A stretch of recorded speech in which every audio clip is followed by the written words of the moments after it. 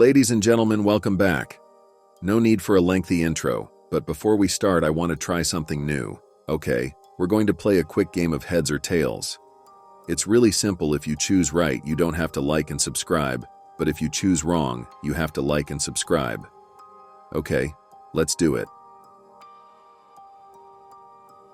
If you chose heads, you can sit back and eat your snacks. But if you chose tails, you know what to do. Let's dive into this iceberg.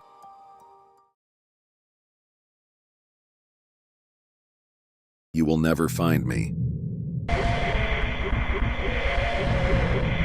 This video popped up on YouTube on March 29, 2009.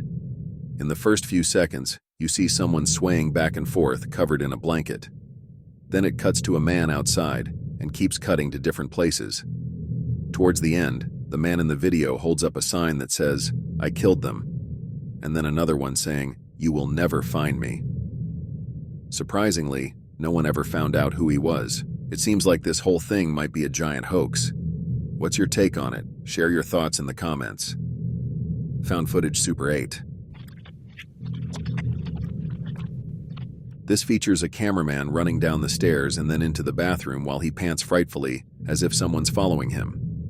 In the description of the video, it says, quote, "These are movies that we found in 10 rather large boxes at an estate sale for $5 a box. It was being held in a barn about 15 miles west of Austin, Texas. There were some old records, which we also bought, some rusted tools, tons of paint cans, various other bits of old useless junk, and these boxes." The people running the estate sale didn't seem to know that they were there and priced them for us on the spot. The films vary in formats ranging from old 35mm stock reels to Betamax. We also see what seem to be the same people recurring in these movies as well. Many of the films are damaged beyond repair, but we are trying our best to repair and clean them up. As we dig through the boxes, catalog, and digitize more videos and audio, we will post more. End quote. I couldn't come across any other videos. It looks like this is the only one out there.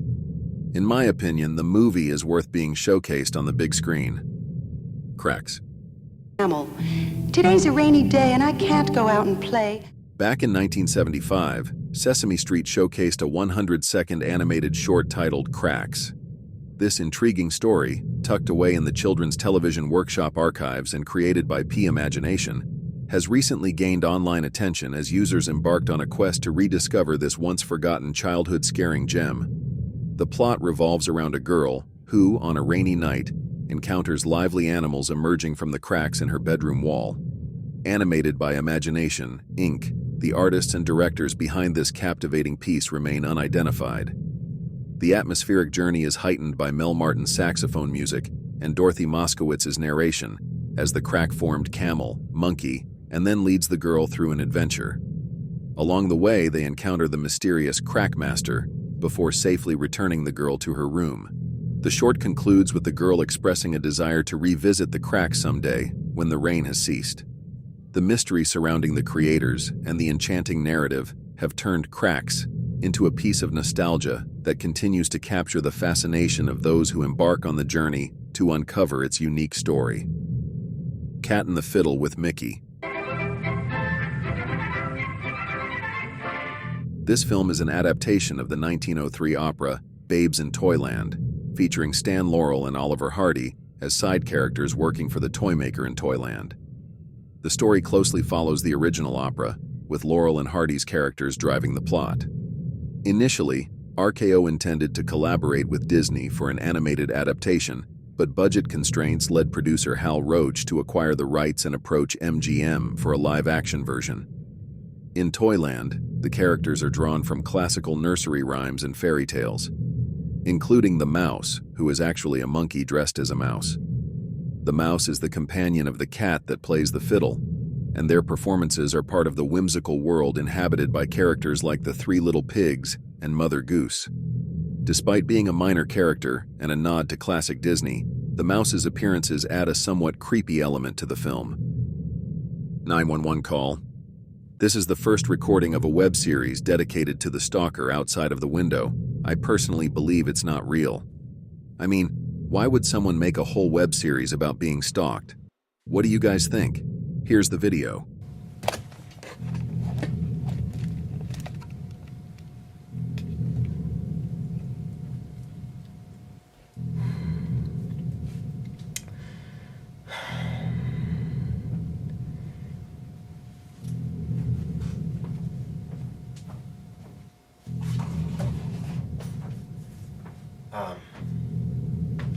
Hi. Yeah, there's this guy just like standing outside my window. And he's just like looking up at the window. He's been there for about 30 minutes now. And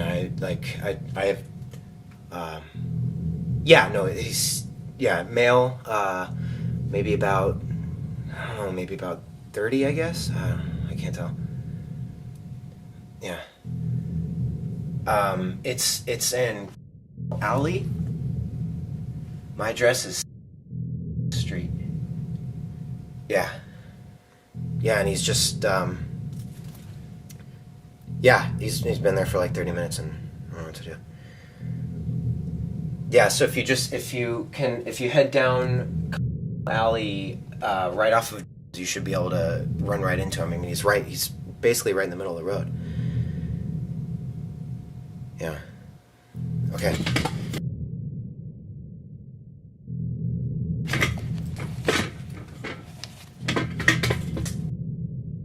Run, boy, run. The only thing that makes this scary is the low quality value of the video. The music is just not so scary.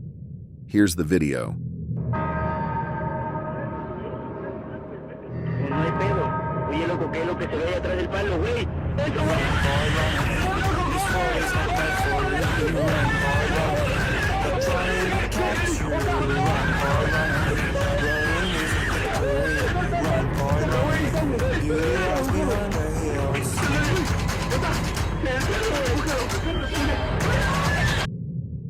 Two creepy horses.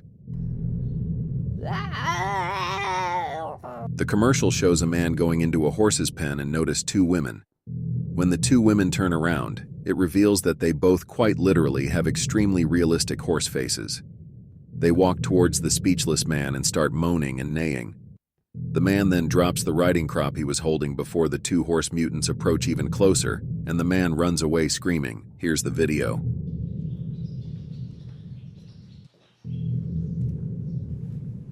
Who are you? What are you doing here, and where are my horses?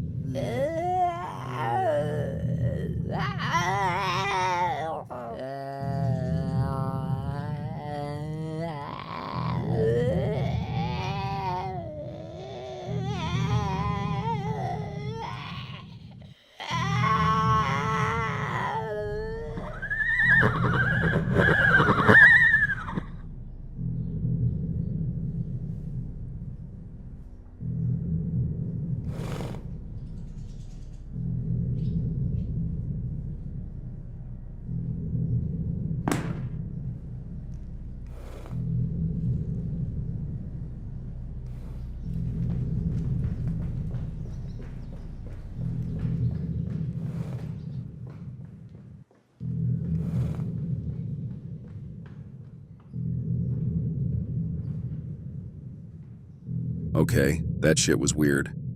Fragile childhood.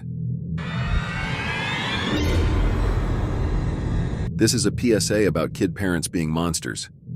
We see many clips with concerned kids looking at their drunk parents, an upset girl who tries to eat her sundae when suddenly we see a terrifying rabbit staring at her.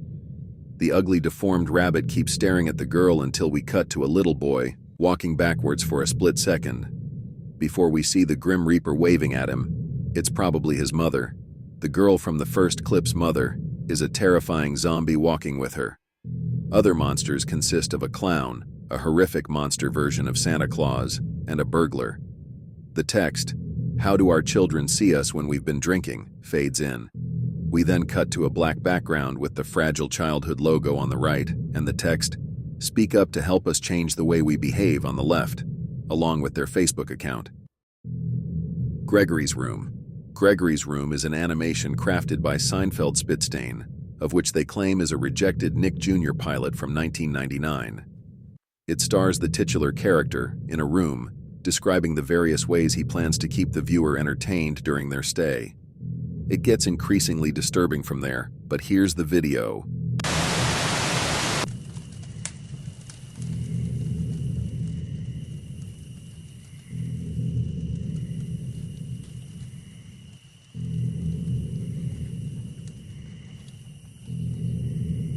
Oh, I didn't see you there. Hello, I'm Gregory, and this is my room. We're going to have so much fun together, just the two of us. We can look at the stars together. We can read a book together. We can stare into the glorious flames of the fireplace together.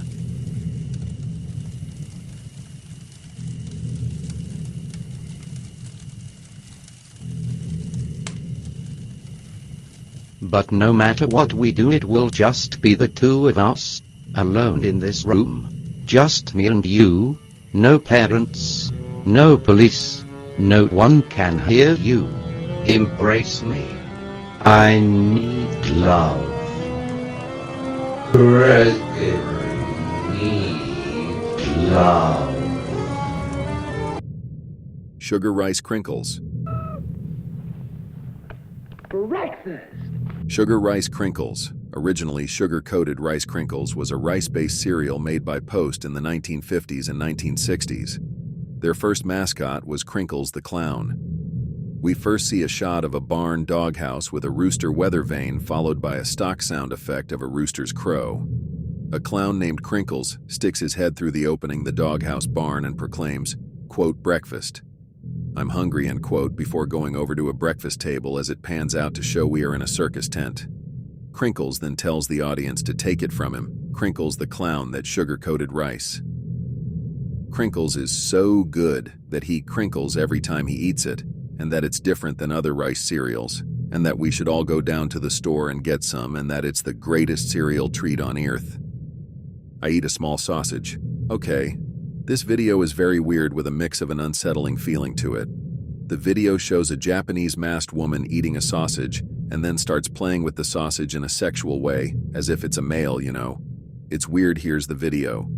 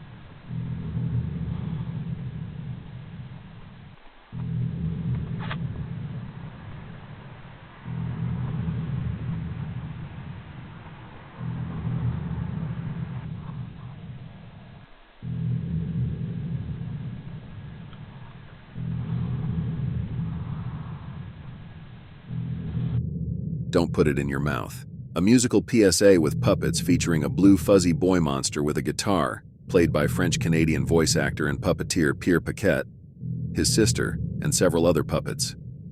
This well-known Canadian commercial makes the use of song and puppetry, depicting two blue creatures singing a song about the dangers of putting strange objects into one's mouth. It was popularized in America and other parts of the world thanks to internet reviewer The Nostalgia Critic. Why it's, quote, cursed, end quote. The brother and sister puppets look horrifying, and the message, while a good one, can easily be taken out of context as a sexual innuendo. It looks more like an content suitable for 12 or 14 years of age rather than for children. Cream, and no, not that cream, guys, you all have dirty minds. It shows in this video after 6 years of working on a product, it finally got created by the name Cream. Created by Dr. Jack Bellifer. The doctor used the cream on various people which had medical issues. The cream instantly fixed all of their health problems. People which are missing body parts got their parts recreated. The cream even brought the recently deceased people back to life. The doctor explained that everything broken in the world will get fixed by cream. After the doctor's explanation, a woman appears laying in her medical bed dead. A medical worker made her drink the cream, which made her get back into life again. The worker then also put the cream on her face, making her look much younger, plus adding onto the women various jewelry. The doctor then also explains that mental degeneration and problems can be fixed by cream also, by pushing a vaccine of cream inside of people's heads. People started using the method of vaccines in order to keep their brains active. The doctor also pointed out that people which get inside of a pile of cream get transformed into a light energy. After the doctor got asked if he will lose the materials to make the cream, to which the doctor explained that he made a new version of cream where the cream duplicates itself, making the cream available for free to anyone. After it shows people using cream to make nature grow, bring dead people from wars into life, a poor child duplicating food for its existence. Then the news came along, telling the people that cream can fix all the problems on Earth. To which rich businessmen spoke to each other, deciding to ruin Dr. Jack Bellifer's career and life.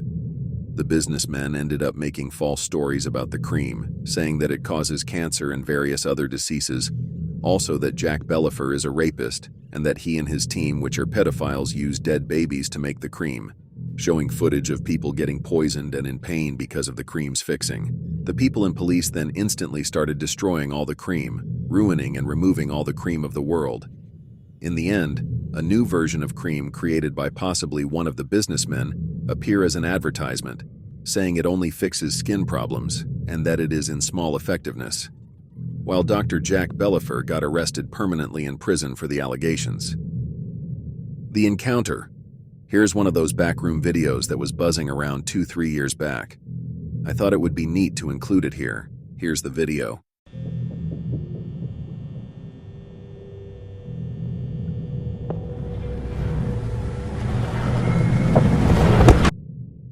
Horned Grandma. It's so good to see you. In this short 1-minute video, it kicks off with a voiceover announcing Horned Grandma. As the video rolls on, the grandma is just yapping away, and right in the middle, things take a bit of a spooky turn as she starts spinning around, almost getting a little demonic, I'd say. While some people claim this video is cursed, if you go to the video and look at the comments, you'll find that most people are just having a good laugh about it. Manners, but I understand you're not used to your grandma's ways. Otrevdamina. Otrevdamina is a deadly file whose contents include excerpts from various old films, mainly from the 20th century. First posted on YouTube on May 25, 2011, this video is psychedelic. At the beginning, a certain demon appears, and then there is psychedelia with the participation of buildings, demons, various things, etc. The character is maintained throughout the video. Sometimes voices are heard in the reverse, especially at the end. The entire video is in black and white. The deadly file is loosely based on footage from the 1932 film Blood of a Poet by French director Jean Cocteau. At 33 seconds and 3:05 you can see excerpts from the film. Likewise, at 1:05 and 2:43, at 41 seconds you can see Japanese Buto dancer Kaduzo Onna performing. Starting from 1:32 to 1:37 are excerpts from the 1950 film Problem Children by French director Jean-Pierre Melville. This video gives off major creepy vibes, maybe because it's in black and white. I think it deserves a lower spot in the iceberg.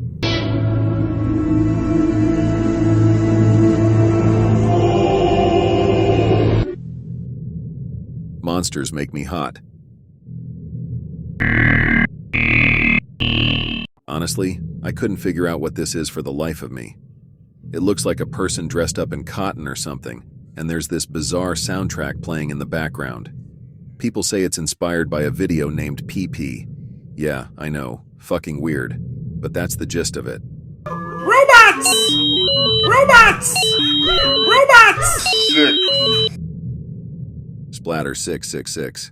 The Warner Brothers Splatter, also known as Splatter 666, is a gory parody of the Warner Brothers logo, who appears in a lot of and is everywhere on YouTube. I can't show the video or YouTube will demonetize my video, and I do not want that, but it serves as the protagonist villain from the Splatter series, in which it is able to control the cartoon series and games of children and adults that are everywhere on Earth. And the main antagonist from Warner Bros. Splatter, in which it has the ability to corrupt everything in the cartoons, movies, and games by forcing them to commit murder and forcing the protagonist to watch this disgusting video that will destroy their childhood cartoons and movies, including the games that leave them traumatized. Like the original Warner Bros. Created by the founders, Warner Bros. Splatter was created by Pond Scum. Nightmares.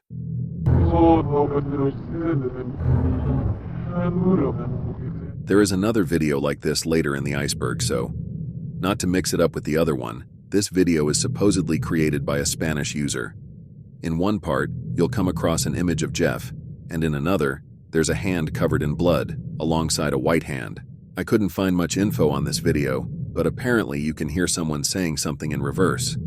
That's all I've got for now. Kubo's Final Minutes. Kubo was an American television network for children between the ages of 5 and 14. Owned by Ion Media, it consisted of a 24-hour free-to-air television network often mentioned as the Kubo Channel, available as a digital terrestrial television service on owned and operated stations and some affiliates of corporate sister Ion Television, as well as on some pay TV providers. Associated website with games and programs available through video on demand, and a weekly programming block on Eon Television, along with Ion Life, later known as Eon Plus. Following Eon Media's acquisition by the EW Scripps Company, it ceased operations on February 28, 2021. SpongeBob. Are ya ready, kids? Aye, aye, Captain! This video is really weird from the start. It kicks off with a hand with 2 dots on it to create a face, followed by the iconic line from SpongeBob, "Are you ready, kids?" Then it abruptly switches to 2 chubby kids, and I'm trying hard not to burst into laughter. You can't see my face, but trust me, I'm holding it in. As if that's not strange enough, it cuts to a dude who's been stabbed, though it looks fake. Towards the end, the video showcases a series of super weird SpongeBob pictures. It's just an odd ride from start to finish. This whole video is just weird. Guy with no legs dancing. I couldn't dig up a lot of info about the person in the video, but it seems like they have something called phocomelia syndrome. Don't take my word for it. This syndrome is super rare and happens when babies are born with really messed up arms and/or legs. Like they could be super short or even not there at all. It's a tough deal for those little ones. All right, ladies and gentlemen, that wraps up part 2 of the Iceberg. I'll do my best to get part 3 out as soon as I can. Editing these videos takes quite a bit of time, so bear with me. And again, if you guys enjoy this type of content, I'd greatly appreciate it if you could show your support by liking the video. And consider subscribing to the channel. I'm aiming to reach 1,000 subscribers before the month ends, and it would mean the world to me if you could be a part of that milestone. Until next time, ladies and gentlemen.